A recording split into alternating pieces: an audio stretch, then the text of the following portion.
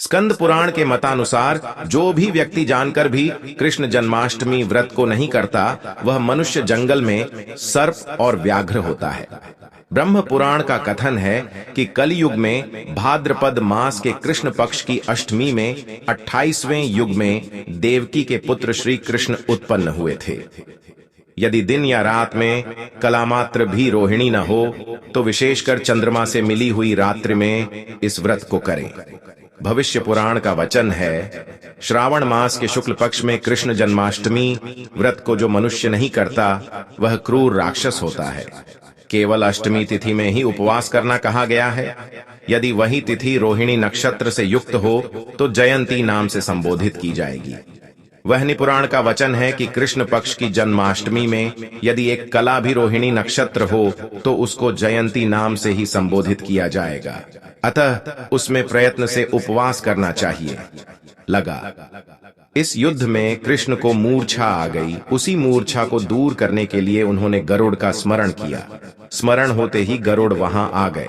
श्री कृष्ण अब गरुड़ पर चढ़कर कालियानाग से युद्ध करने लगे और उन्होंने कालियानाग को युद्ध में पराजित कर दिया। अब कालियानाग ने भली भांति जान लिया था कि मैं जिनसे युद्ध कर रहा हूं वे भगवान विष्णु के अवतार श्री कृष्ण ही हैं।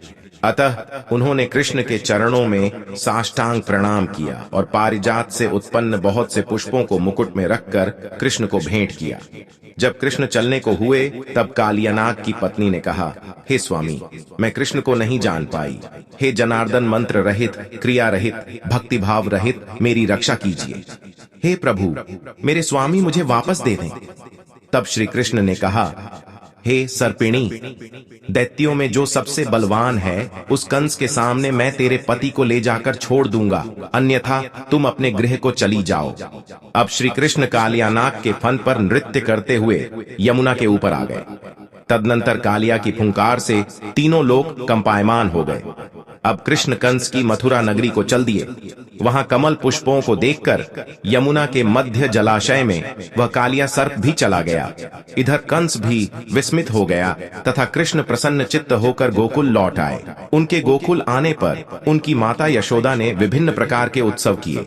अब इंद्र ने नारद जी से पूछा, हे महामुने, संसार के प्राणी बालक श्री कृष्ण के आने पर अत्यधिक आनंदित हुए। आखिर श्री कृष्ण ने क्या क्या चरित्र किया वह सभी आप मुझे बताने की कृपा करें। नारद ने इंद्र से कहा, मन को हरने वाला मथुरा नगर यमुना नदी के दक्षिण भाग में स्थित है। वहां कंस का महाबलशायी भाई चाणूर रहता था। उस चाणूर से श्री कृष्ण के मल्ल युद्ध की घोषणा की गई। हे इंद्र, कृष्ण एवं चाणूर का मल्ल युद्ध अत्यंत आश्चर्यजनक था। चाणूर की अपेक्षा कृष्ण बाल रूप में थे। भेरी शंख और मृदंग के शब्दों के साथ कंस और केशी इस युद्ध को मथुरा की जनसभा के सामने घुमाकर पृथ्वी पर पटक दिया, जिससे वह मृत्यु को प्राप्त हुआ। कंस के मरने पर देवताओं ने शंखघोष व पुष्प वृष्टि की। वहां उपस्थित समुदाय श्री कृष्ण की जय जयकार कर रहा था। कंस की मृत्यु पर नंद, देवकी, वसुदेव, यशोदा और इस संसार के सभी प्राणियों ने हर्ष पर्व मनाया।